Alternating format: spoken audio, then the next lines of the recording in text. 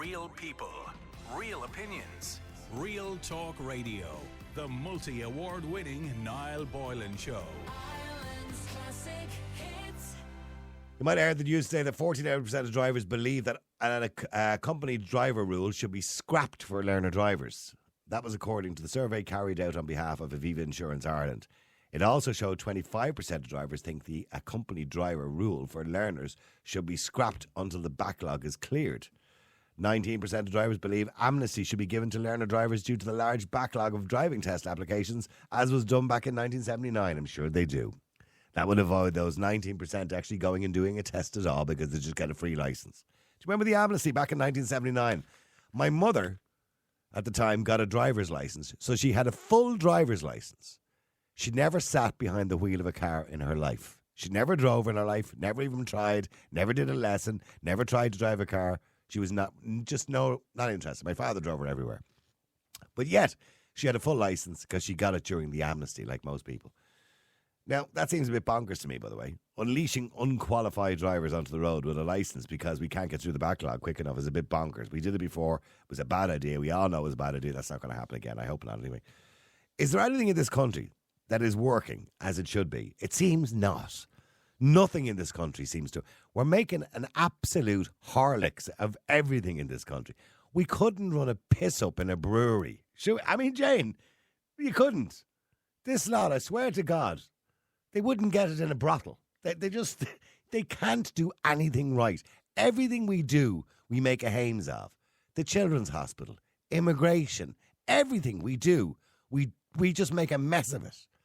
Housing people, social welfare, we make a mess of everything. We're incapable of running a country. Well, it's not us. It's the people we elect. They're completely incapable of it. It's quite clear. It's not that difficult. It's a small little country. There's only 5 million people in it. Jesus, could you imagine Leo and Michal over in America with 360 million people? God almighty. Is there anything, by the way, that you can think of that we do well? Making the bollocks of things. That's what we do. We do that really well. We're champions. We get first prize for that one. Get the gold. But is there anything we do well at all? I don't know. If anybody can think of anything we do well, by the way, will you text in 087 188 0008? Is there anything that we do well? Anyway, getting back to driving. The accompanied driver rule means that a learned driver must be accompanied by driving by a driver who has their full licence for 2 years or more. Now, we all know that according to the survey, half of you would scrap it. In other words, you would get rid of that if you thought it was an available option for you. Now, they did bring in the Clancy Amendment to the legislation going back a few years ago. And the reason they brought that in was sadly because somebody died. Because a driver who didn't have an accompanied driver with them was on the wrong side of the road. And sadly, the people coming the other direction in a head-on collision died. So the particular piece of legislation amendment was named after them. Now, it doesn't happen that often, thankfully. And I'm kind of on the fence. I'm genuinely on the fence with this, right? That, okay, you may have an experienced driver beside you, but if you don't stop quick enough, or, the car in front of you stops and you're a learner and they stop and you don't know what to do and you don't hit the brake in time, having someone sitting beside you is not going to make an ounce of difference to that problem. So I get that.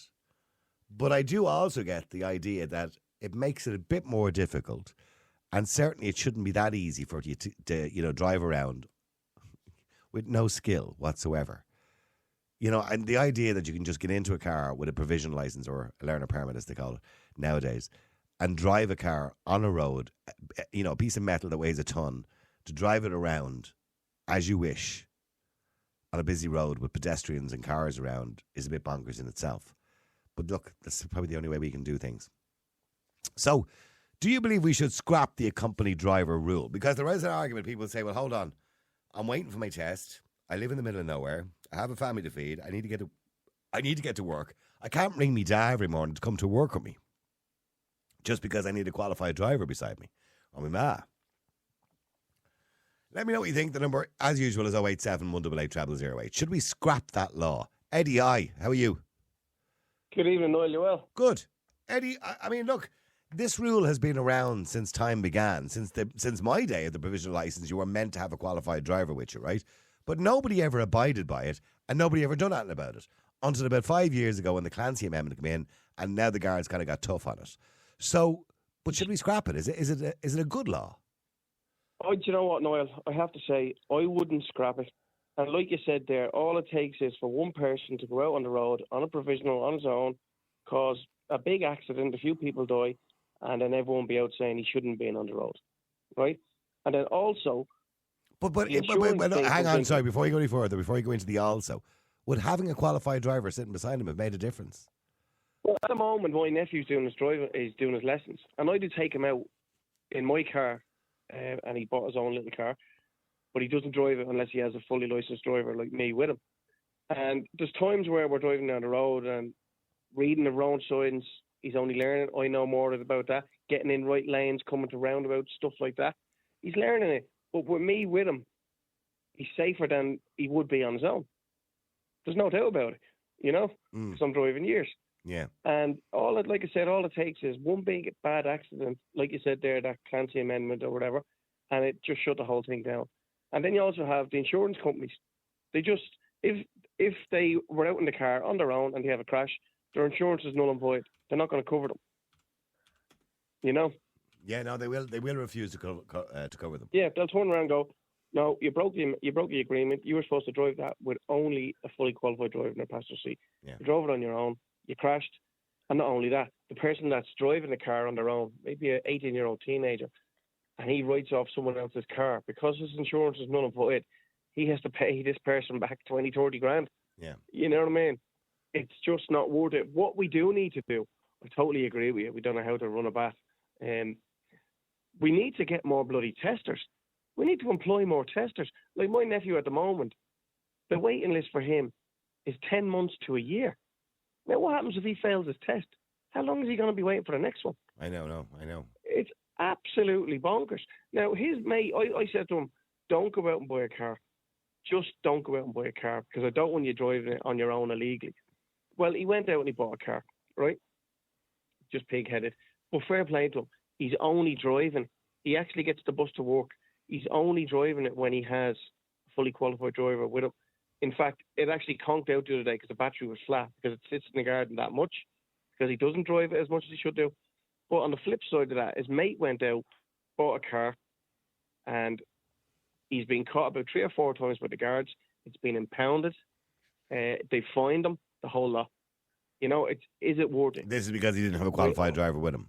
Because he didn't have a qualified driver. Yeah. And just to let people know, because somebody texted in about the Clancy Amendment, just to remind people, of course, it was Geraldine Clancy and her daughter Louise that were killed in a car crash back in 2017 or 18, I think it was, when an unqualified driver had a head-on collision with them, and sadly that particular day they lost their lives.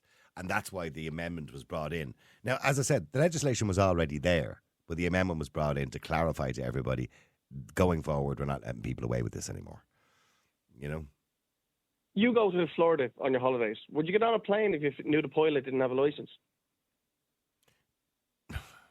No, but if I knew there was a qualified pilot beside him, I probably would. But there you go. See, so yeah, I'm now contradicting myself. If there wasn't a qualified pilot, that's my point. Yeah, they have to learn sometime. Yeah.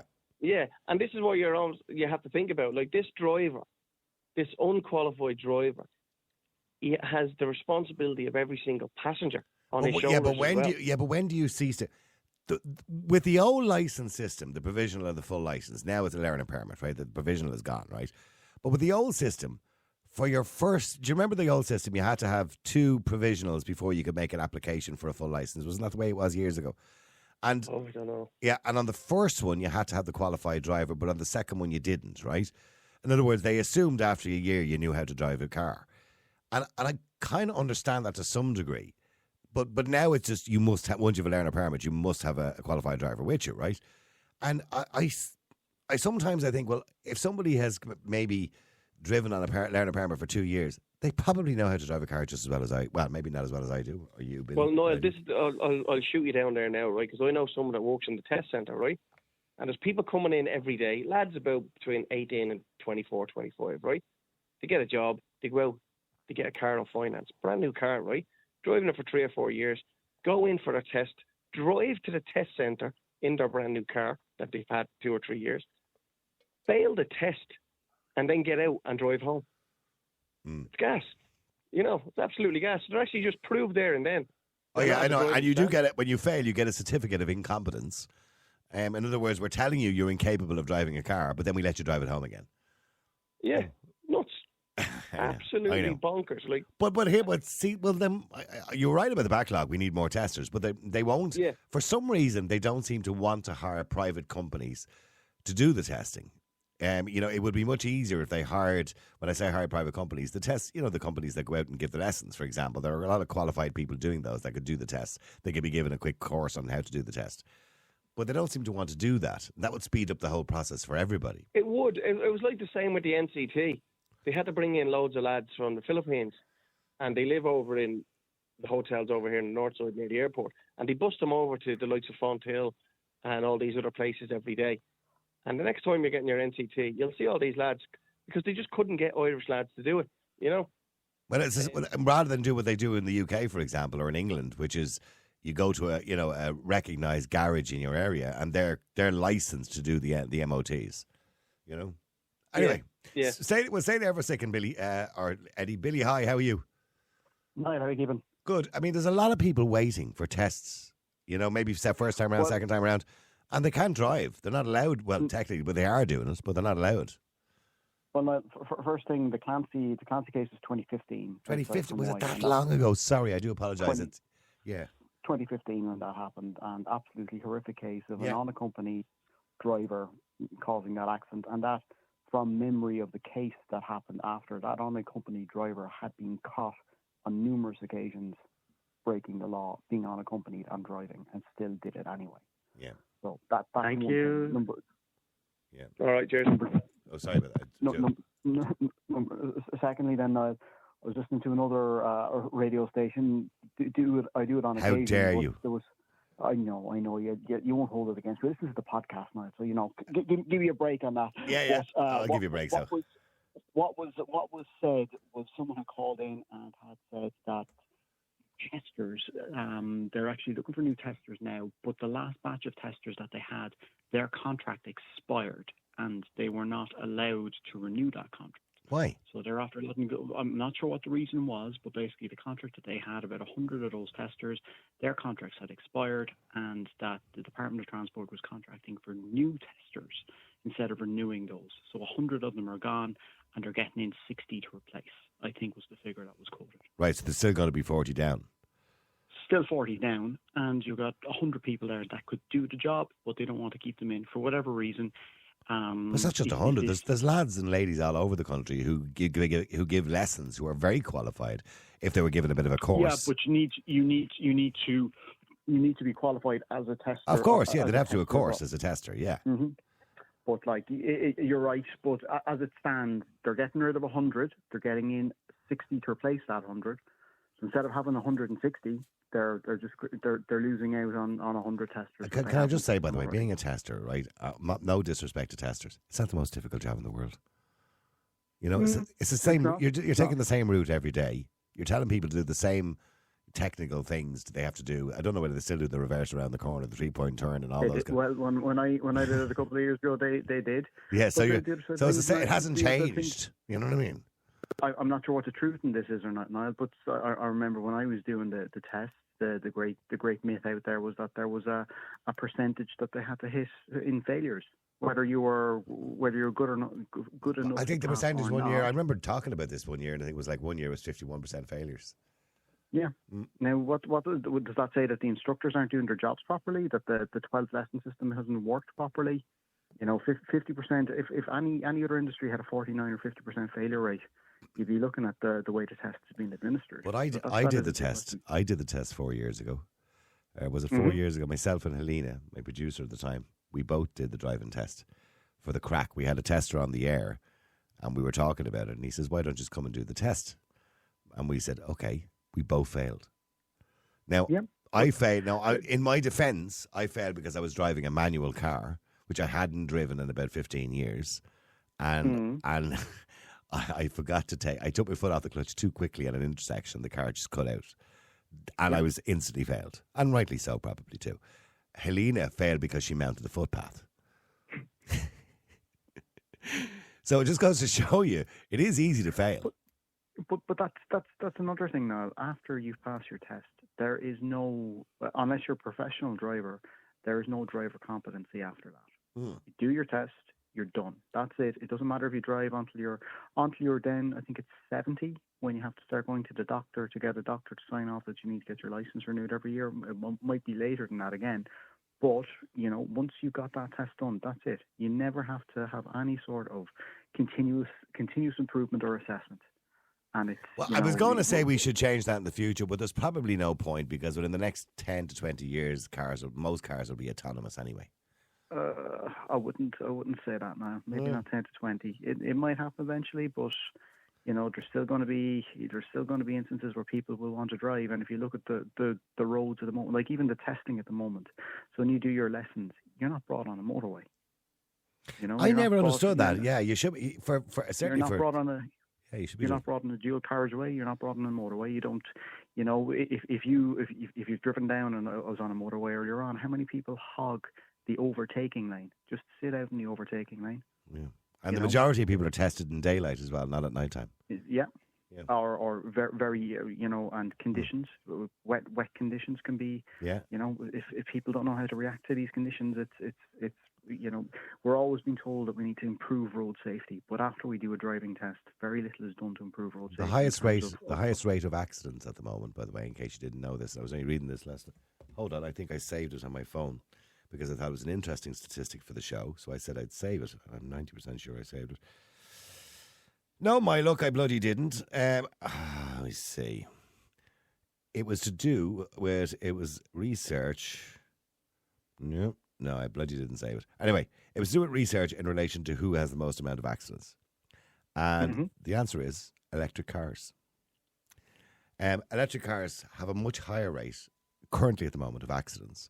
Now, when I say accidents, not fatalities, just accidents, than regular cars. And that's because people are shifting from diesel and petrol to electric, and they don't have a grasp of the torque that are in the electric cars because, of course, the average electric car has a faster torque or better torque than a Lamborghini. You know what I mean? So people don't get that immediately when they're driving them, and for the first while they're running into things.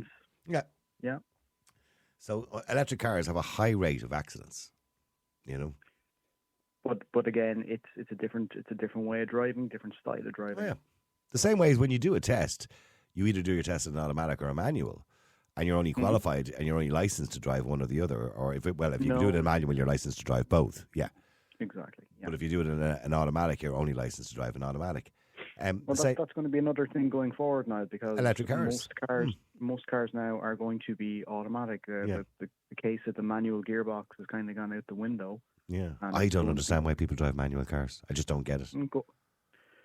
Going forward, they're probably not going to have an option in new cars. It will be automatics predominantly. So, well, stay there just for a second. Let me go to Sandra as well. Sandra, hi. How are you? Hi. How are you? Good, Sandra. Your daughter's waiting for the test.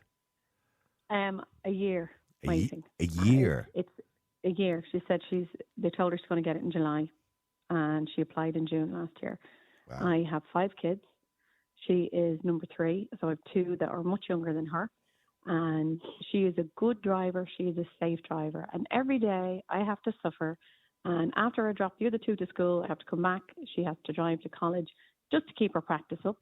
And then I drive home. I drive her car home. And then her car sits across the road every day. It drives me mad. She has to get the bus then into town from college and into work. And then she's not even home from work yet. And it drives me mad because she's a safe driver. And I like that my younger 2 are 11 and 8. And I wouldn't let them in the car with her if she wasn't a safe driver. The 2 of them sit in the back if she has to do X, Y, and Z, or if she's driving on the weekend. But it takes away from everything that I'm trying to do with my life. It is the biggest burden. Now, I learned to drive the way everybody else did. I got into the car, I done my lessons. Once I passed my 10 lessons and I done the first test and I failed it like on the clutch. And it was a new clutch I got. So the second one, I got it. But I went out and I drove every day. And I had my older 3 kids in the car who were babies at the time. So I was safe and I was careful, and I've never been in an accident, touch wood, and I taught my daughter how to drive. Now, we got her 10 lessons as well. Yeah. And was her 12 lessons. And your man was really impressed with her. I was like, God, you're great. She's great at parking. She does the 3-point turn. I taught her in the tiniest little alleyway in town behind Sophie's bar when she was on her way into work one morning. Cried her eyes out. I'm not going to be able to turn the car around. She did it. And I was like, no, look at you. Aren't you great? To this day, we still laugh about it. Mm-hmm. And it drives me mad that she can't just get into her car and practice and drive. And she's a safe driver. See, She's not a lunatic. Billy, are you She has listening to cars. this? Billy, are you listening to this? And I understand this. I wouldn't let I'm her in the listening. car. If I thought she was going to kill herself or somebody else, I would say you were not ready to drive in the car by yourself. I would, listening, but as it is now, I'd be happy for her to do that. And she's friends that get into their car with no adult supervision and just go off and drive. And like that, cars have been taken off them so many times. Some of them are lucky and get away with it.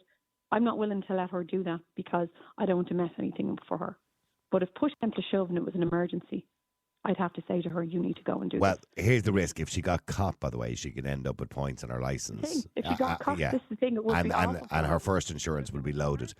Okay, but hang on, Sandra, just a second. Billy, see, I do see a case, whereby all I'm gonna say, Niall, is the Clancy Amendment and what happened. I know, but hang on, but what about? I know, but you can't punish everybody. Hang on, there's people have died on the road.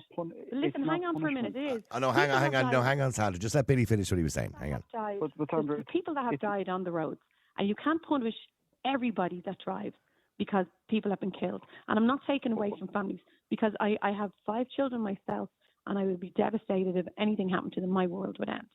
But I'm saying it's not fair to take away from everybody to say, okay, you know what, you're not allowed to drive now, because not every young driver is reckless. Okay, just let Billy respond to that. But Sandra, it's not punishment. It's the rules of the road. It's not. It's not a punishment. It's not.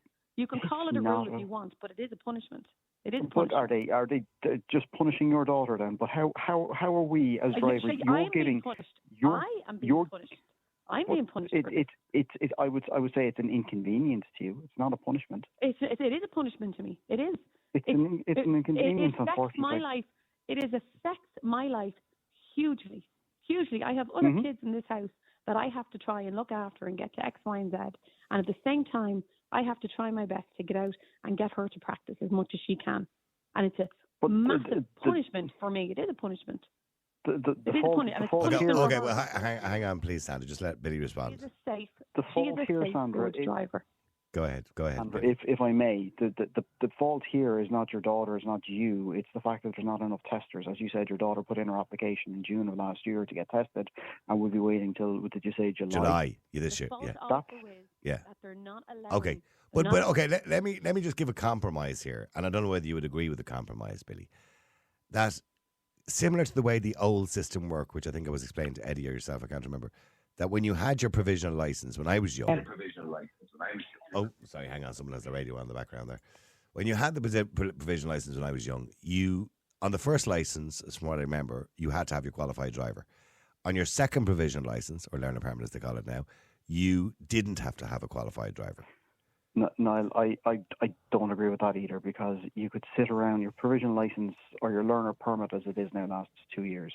You could sit around for 2 years and not do anything, and not do any of the 10 lessons, and get your second provisional license. And by the logic that you're proposing there, you'd be allowed to drive on a company. No, there has to be criteria too. You'd have to have done the 10 lessons. You see, now this is the thing. The system changed because the system. But if you were allowed to practice, that would be fine. And this is the thing: the kids aren't being allowed to practice. There is kids that get their 10 lessons, and you know what? They can't practice because there's no one around to help them. I have a nephew at the moment who has a car sitting in the garden for 3 months, hasn't been able to get into that car because there's no one around to help him. And like that, he done his 10 lessons. We're waiting for his test. When is his test? Next year. I was in my late 20s before I got a car and had I was living away from home. I didn't have the luxury of having a parent get in the car with me and go around. I drove on a provisional license with nobody beside me. But hang on. I can only hear one person at a time. Sorry, Billy. I drove on a provisional license with nobody. Okay, Billy, did you drive on a provisional license with nobody beside you? I had to get housemates, Niall, to go in the Billy- car with me. How old are you, Billy? Niall, I'm in my 30s now. Oh, okay. I And thought you were was in my okay. I was in my late 20s when I got my I got my license. But I had to most buy of a us car. of my age, of my vintage, we didn't have people in the car with us.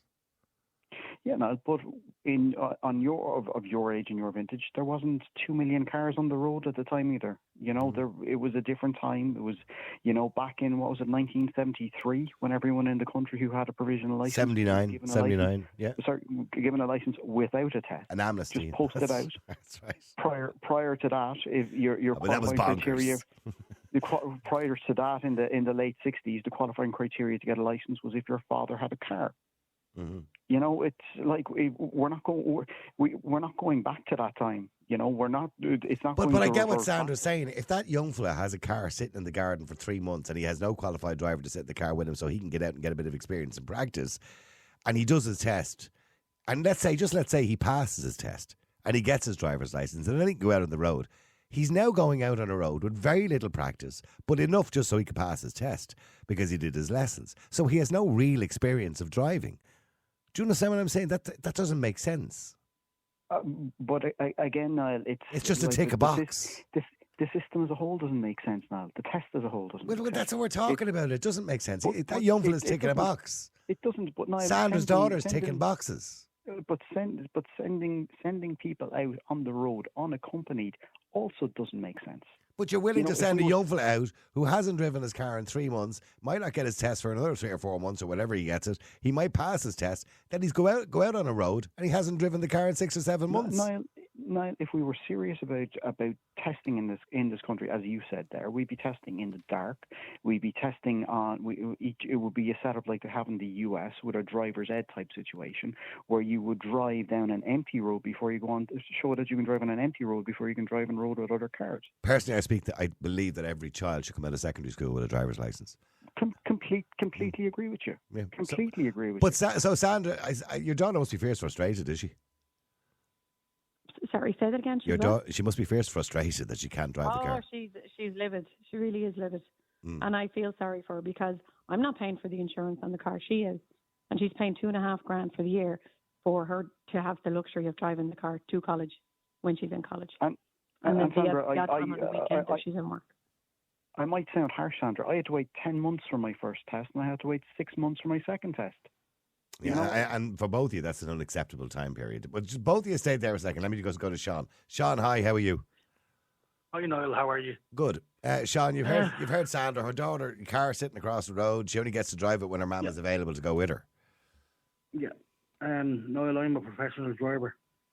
And I'm a professional driver since I'm 21. I had both licenses to teach people how to drive and a taxi license. And I've done both, Niall. And I've been listening to both conversations here.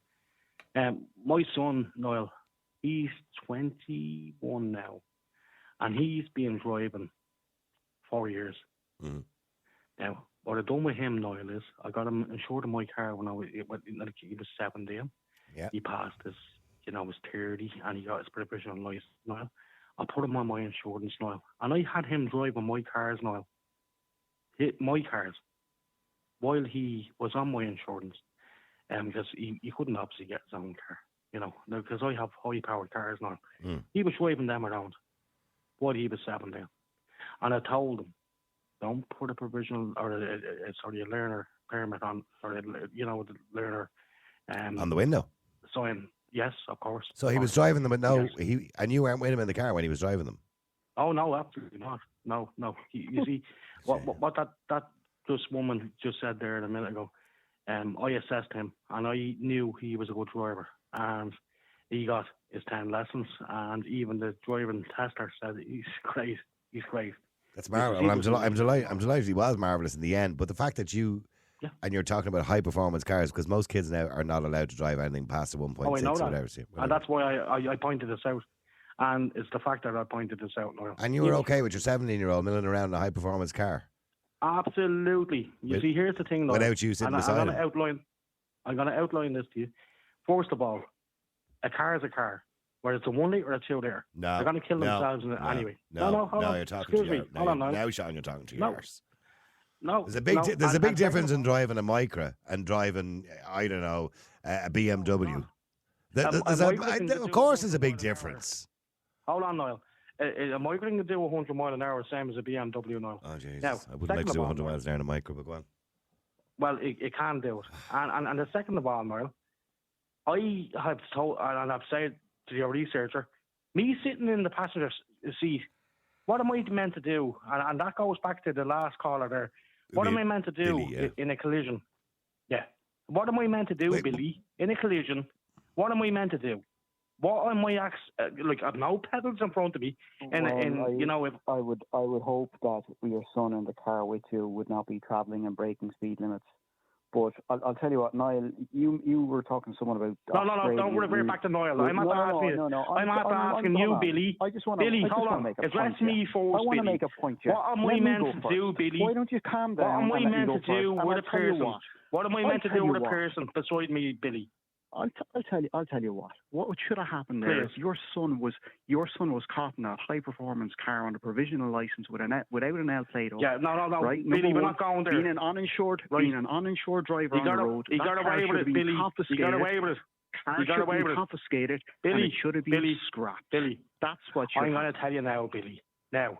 You're a begrudger, Billy, and you're begrudging my son. I'm not a begrudger. You are a begrudger, Billy, because I'm not being listened to you, Billy. Now, here's the thing, Billy. Can I just say something to you, Niall and Billy? Here's the thing, Go for it. You are a begrudger. See, now, he has fought. See, he's out on his own now, Billy.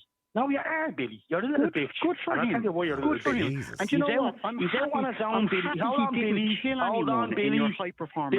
Billy, he wasn't going to kill anybody, Billy. You little arsehole, Billy. Oh, hang on, Sean. There's enough of the personal insults now, all right? Man, you're and by the way, I know Billy's name. You don't have to keep saying it all the time. There's no need for that. And here's the thing. And I want to say this. You can't make an argument. No, you can't make an argument. I am making an argument. You play the man. No. You're just getting pissed off now. What that girl said about her daughter. Hold on for a minute. What that girl said about her daughter. She's a safe driver. And she trusts her. She's done her lessons. Same as my son. He done his lessons.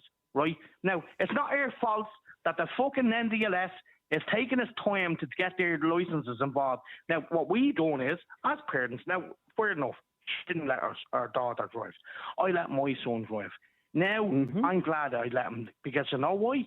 Now, he built up 3 years, no claims bonus in my policy, behind my policy. And when he went for his policy, he got the discounts. And I'm glad for him. And but here's the thing. But Sean, you hang on, Sean. Relax there for a second, will you? You do realise if he had got caught driving with no insurance, you're saying he was on your insurance, right?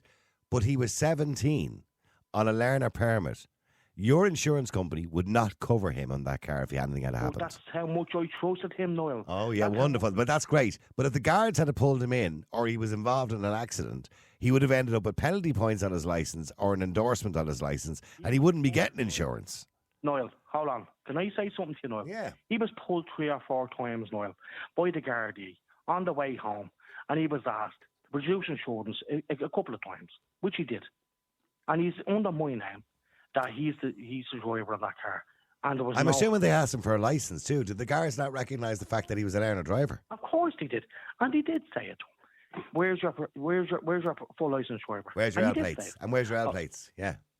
No, they didn't even mention. I agree there. I agree. My daughter's friend has to drive to work, and this is part of my daughter's job. She's meant to be driving, and she's suspended at the moment from this part of her job because she can't drive. But one lad is on a provisional, and he drives in every day from Meath, and he was stopped. And the guards asked him where was his driver, and he said, I'm waiting a year on this test, and I need to drive into work. And you know what the guards said to him? They said, be careful and mind yourself. That's what the guards said to him. But the only thing I will say in Billy's defence and what he's saying, driving is not an entitlement. Niall, driving a car is a privilege. It's not an entitlement. You're not entitled to drive a car. Niall, I never said it was. I never said that, Niall. But the fact of the matter is, Niall, my son got through 3 years of this, and the fact of the matter is, He is a safe driver. What that girl just said there, I'm glad he is. Just kicked in there and said, of course he is. But course. the likes of Billy there and all this. The likes of Billy. And, hold on. You're saying the likes of me, right? I'm on your fucking side here, buddy, because I'm saying the NDLS needs to hire more testers to clear the bloody backlog, right? But what I'm also saying is you have encouraged your kid to break the law.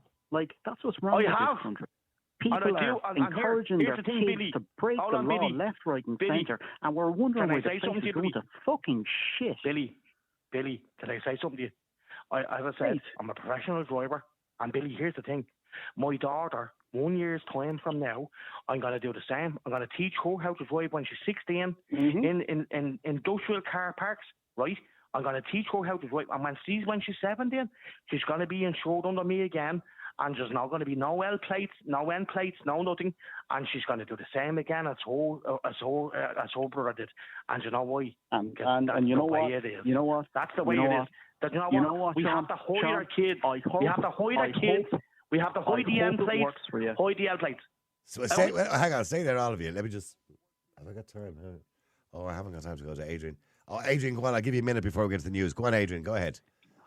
Hi, Niall. How are you doing? I do apologise. I'm running really short of time, but make it as quick as you possibly can. And don't. Look, my point is, it's true in this country is a short people from the tester, the instructors. My opinion is something like, why they don't try also with to make the test drive with traffic guards? Because what I know, they are the best ones. What you can pass it or whatever, you know. Mm-hmm. Like my license, I got my license with the guard traffic man beside me, no instructor and whatever they are, you know. Yeah. So there was no instructor. No. And where did you get your license, by the way, originally? You see, I took it on 97 from Romania, and I started laughing when I hear about the license. How easy is it to get a driver's license in Romania?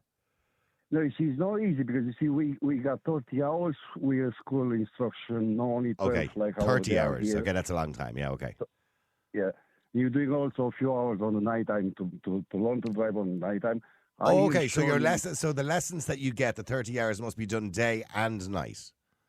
Of course, yeah. Okay, that doesn't happen here, I don't think. Yeah. No, and when we get a test, we the guards in the car know we someone else what they think they are better instructor or whatever, you know. Yeah. Okay. Like it's different. Like you see when. And when you're waiting for the test, Adrian, are you allowed to drive a car on your own? No.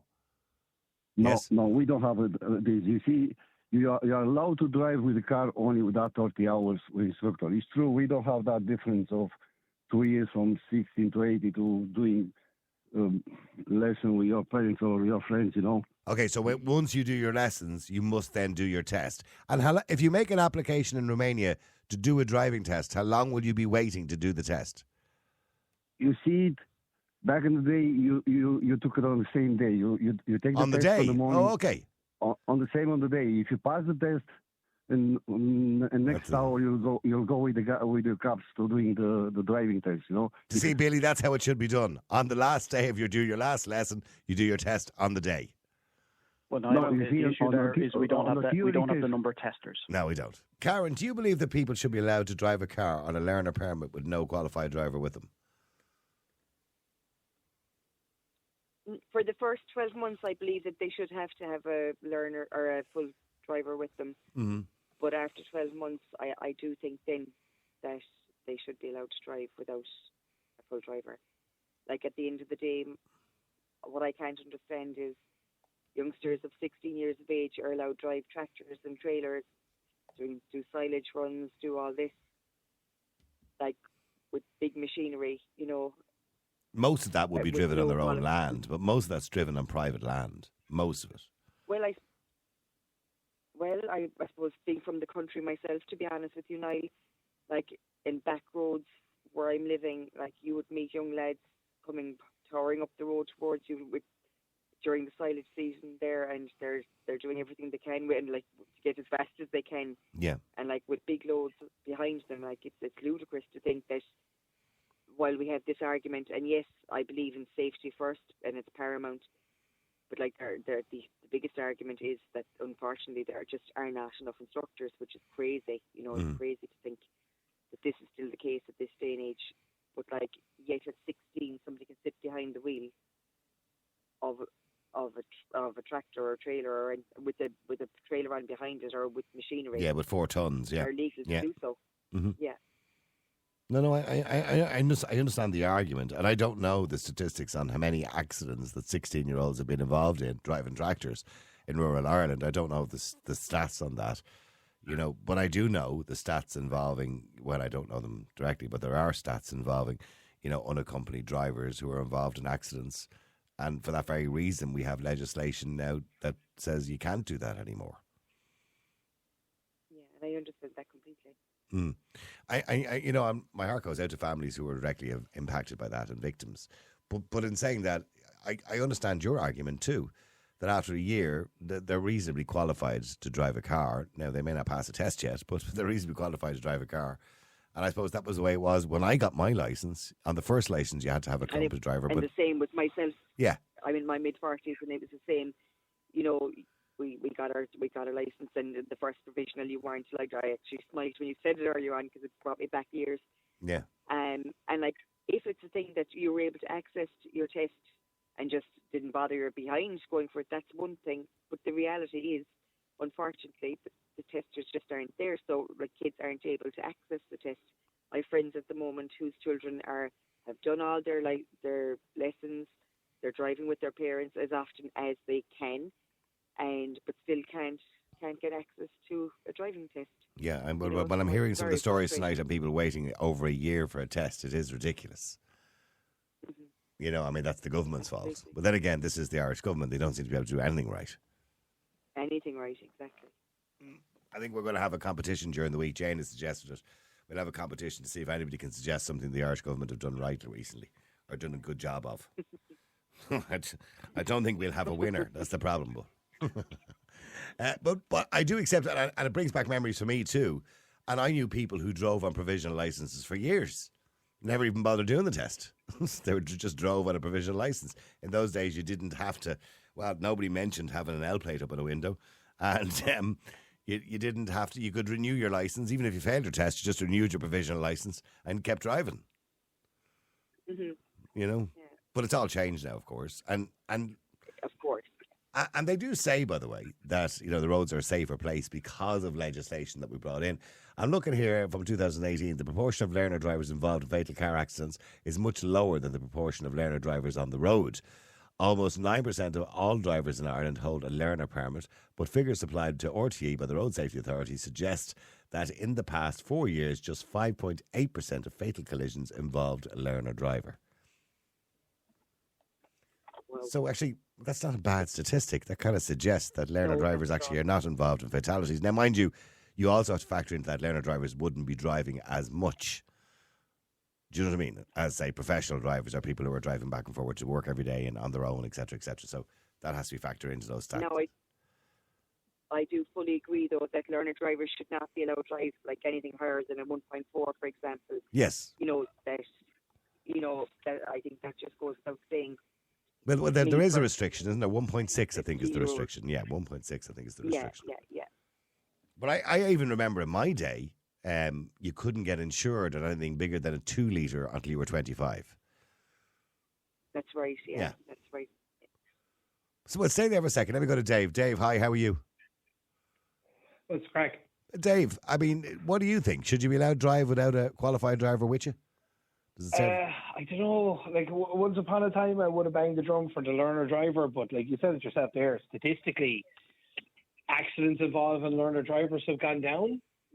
Like, I think the issue is just we just don't have enough testers. I mean, like, I did my driving test 6 years ago, and the guy told me that a lot of lads were just aging out. They were just retiring and they weren't being replaced. Like Tipperary Town, for example, is a perfect example. My cousin was supposed to do his driving test tomorrow, but it was cancelled at the last minute because they don't have a tester to come down and actually do the test with him. So I think we need a massive hiring drive, to actually bring more testers in. And has he got it? Has he got another date for his test, by the way? No, he could be waiting another 4, 5, 6 months. It just depends on when they get somebody, because it's such a back. Like, that's you remember when I was doing my test? Was saying to me, he said that they were considering doing another amnesty if you're on your second or third license. But I suppose whatever EU department they had to run that by were like, listen, if you do that, we're not going to insure your drivers on the road. Oh, wait, I remember that was in the paper at the time. Yes, the EU said that insurance companies couldn't insure drivers who had an amnesty, and I can understand that too. Well, because I mean, there's a massive difference between driving on like the roads I drive on daily and driving on, say, the autobahn, for example. Like, you know what I mean? Yeah. But to be fair, though, but I think testers are a bit of a problem here as well, because like I remember the first time I did my driving test, I failed it spectacularely. You know, and a lot of it was because when I went in, your man called my name and I went up and goes, hi, I'm Dave. Yeah, put out the hand to shake his hand, and he just looked at me. You know, just looked me up and down and goes, come in. You know what I mean? So immediately he didn't put me at ease. You know, like I started getting anxious. And then the second time I did it then, when I passed, I even said it to your man in the car. I was like, listen, pass or fail, I just want to say thanks, because you've actually really put me at ease here. I feel like I'm driving around with one of the boys in the car. And he's like, your man even said, he goes, look, my job is to test you on your driving. He goes, I know within 5 minutes exactly the kind of driver you are. But he's like, I work with people and they will actually crack jokes about how nervous they made someone the morning of the test. I remember the same thing happened to my son when he was doing the test. And I thought I trained him well to have good manners and everything. And the tester came out of his office and he said his name, and he got up and he walked over and he put his hand out to shake his hand, and the tester wouldn't shake his hand.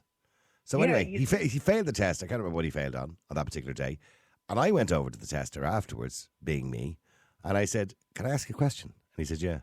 I said, why were you so rude to him? Because he told me all throughout the test he was really rude to him. He didn't make eye contact, wasn't nice to him. Now, don't get me wrong. I don't want him to be his best friend. But that was exactly the reason he says, I'm not his friend. I'm a tester. And I said, I said, he just put his hand out to shake your hand. There was no harm to shake your hand. It wasn't in the middle of COVID or anything like that. I find that the lack of manners that they have, it's too structured and they don't put people at ease. You're right. Yeah, and that's what I mean. Like, he was just being an asshole, actually. Listen, I've met one or two of them. Some were just shitheads. No, but like, think about it. You get into your car, right? You're not getting into your car going, oh fuck, I have to drive to the shop. What am I supposed to do here at the roundabout? Do you know what I mean? You're driving. Yeah, have I looked at my mirror 3 times before? Have I done mirror signal? Don't run over the cyclist in front of me. Do you know? But like, you're not. And nobody actually drives like that. You know what I mean? No, you're not on edge like that when you're driving. You know what I mean? And if it wasn't for the guy that I had the second time, I probably would have failed it again, because I get fierce anxious sometimes. You know. But like, I genuinely, like, that is a part of it. But we just need more testers. It's really that simple. And I mean, I didn't do a driver's test, by the way. I'd never done the test. Yeah, I know. You got the amnesty, didn't you? No, I didn't get the amnesty. What was your first car? Was it a woolly mammoth or a brontosaurus? My very first car was a Fiat 127, but I did the test in my father's car, which was a Ford Escort, and. The story goes, right, very quickly, because I have to go to Thomas very quickly as well. The story goes, I arrived up in Park 8th Street at the test centre at Phoenix Park there, and the tester got into the car and he was an arsehole. And so he got into the car and he had his folder on his lap, and he said to me, he told me to turn left there at Phoenix Park as you're heading into town, up the street, up like a hill. And he says, okay, and I'm driving. And he says, take the next right. And he didn't look at me, he just kept looking ahead of him. Take the next right. So I looked on the ground and I saw a sign that said no entry. Well, at least I thought I did. It said no entry. So I just kept driving. And he looked at me and he went, I thought I told you to turn right there. And I said, there's a sign on the ground that says no entry. He said, that's an old sign. He said, that's been burnt off. And I said, yeah, but I could still see it. I said, no entry. And he said, I wouldn't try and trick you. And I said, well, I thought that was part of the test thing, that you were trying to trick me to see when I turn right. And he says, why do you think I do that? And he started shit. I said, don't you raise your voice at me. And he says, I'm not raising. I said, yes, you are. I said, and I slammed the car into second gear, right? Turned, did a U-turn. And he went, and he was holding onto the seat. And he was, no, calm down. And I says, no. And I said, where are you bringing me? I said, I'm bringing you back to the test centre. We're going down the road. And I opened the door of the car. I reached across him, opened the door of the car, and I said, get out of the car. And he said, well, no, hold on, Mr. Boylan. Hold on. And I said, just get out of the car. I said, I'm going to put in a complaint about you. And he said, no, there's no problem at all. He says, well done, congratulations, you passed your test. And he handed me the certificate. For fuck's sake. Hey, listen, I'll do a better one before you go. Right, so it's before the Burger King incident you became a Karen, so, right, nice one. We're establishing a timeline. Now be careful, there's a real Karen on the air. No, I know when she was doing her test in Thurles, and your man's like, right, head out the road here, and she's like, yeah, no problem. Keeps heading out the road. She's like, right, we're in the countryside now. She got as far as Templemore, and Thurles to Templemore, it's a bit of a spin. She looked at your man anyway. Your man was fast asleep in the passenger seat beside her. Your man was after KO and there. He just so she pulled in somewhere and woke him up. He was like, "Oh Jesus! Look, we'll go back to the test centre. Congratulations, you passed. We won't say this anyway." Yeah. Well done on the long distance driving. Let me go to Thomas. Thomas, hi. How are you? Hi Niall. How are you? Good. Now you're 19 years of age. Last week. Yeah. Okay, young man. Good. Okay, so are you doing your test or what's the story? I've done my test there 2 weeks ago and I failed, and I'm currently on the RSA website right now as we speak, and the waiting times are in around the 52-week mark. So it's wow. Right. So you've no, and does it matter? Can you pick a different test centre or whatever, or are you allowed to do that? What some people were doing, and I've done it myself, and that's how I got my first test fairly quick, is you book at a test centre down in, let's say, likes of Monaghan, and then when you get a date, you change back to wherever in Dublin it is. Okay. And that's how I got my test fairly quick enough. I got it first time. I didn't pass first time, but I got my... Why did you fail it, by the way? What did you do wrong? I'm not going to lie, it was something silly. I think I may have just cut a corner. I was going to say, did you run over a pedestrian? That'll do it. Okay. If it's cyclist, it's okay. Not much point. And are you confident you'll get it when you do eventually get a test 52 weeks later? So what are you going to do, by the way? Do you have a car? I drive my parents' car at the moment, and I drive machinery the odd time as well, and I've been in machinery since I was a kid. So, well, driving a tractor, is it? Smaller tractors, yeah. Oh, Karen, he's a tractor driver. And dumpers. Yeah, sorry, Karen had to think about tractor drivers. Yeah. So, okay, so and are you planning to get your own car soon? Yeah, that's the plan as soon as I pass my test, because I can never understand folks paying €3,000 for a year to drive a car that they legally cannot drive, and if they are in a crash, their insurance is void anyway, so it's pointless. Well, yeah, if you don't have the learner or the qualified driver with you, your insurance is void. It's void as soon as you have a crash. Yep. If you don't have a qualified driver with you. If you're in a learner permit and you don't have a qualified driver with you, your insurance is invalid. Totally. And even the theory test itself is, the first time I done my theory test, I failed again. And what the silliest questions was a picture of a sheep. And the question was a multiple choice question. What is this sign mean? Does it mean possibility of farm animals ahead or possibility of sheep ahead? I picked, it's a picture of a sheep, so I picked possibility of sheep ahead. Does possibility of farm animals ahead? Does it make a difference? Yeah. What difference does it make, by the way, if it's sheep or farm? If sheep is a farm animal, so what difference would it really make if you answer the question either way? Sheep are softer when you hit them. What? They're softer when they come through the windshield. I don't know. Dinner and a jumper. I don't know if I'd pass the theory test now. If somebody gave me a motor theory test, I'm not too sure whether I'd pass it or not. There's too many questions on the theory test to try to trick you out, like. Yeah. There is. That's how they make the money. So yeah, there is a high fail rate. I think the fail rate's over 50%. For the test in general, the driving test in general. So there is a bit of a money making aspect to it. Down the road from me, in where I am, the pass rate is in around the 40% mark. So it's not that high. It's actually one of the lowest in the country, which I didn't know at the time, unbeknownst to me when I booked the test there. So real people, real opinions, real talk radio. The multi-award winning Niall Boylan Show.